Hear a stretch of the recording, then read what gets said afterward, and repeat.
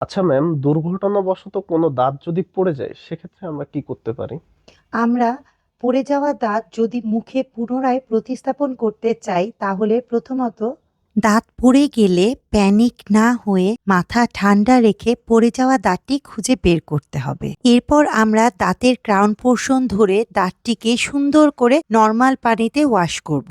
দাঁতের শিকড় পোর্শন কিন্তু ধরা যাবে না, এতে রুট পোর্শনের সেল ড্যামেজ হওয়ার সম্ভাবনা রয়েছে। এরপর যদি সম্ভব হয় তাহলে পড়ে যাওয়া দাঁতটি সকেটে তাড়াতাড়ি বসিয়ে দিতে হবে।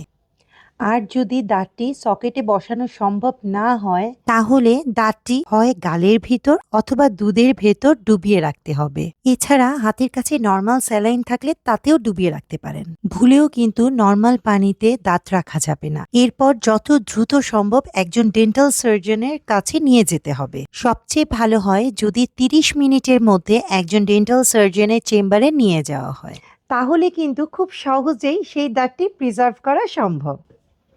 আজ এ পর্যন্তই। সবার সুস্থতা কামনা করে আল্লাহ হাফেজ।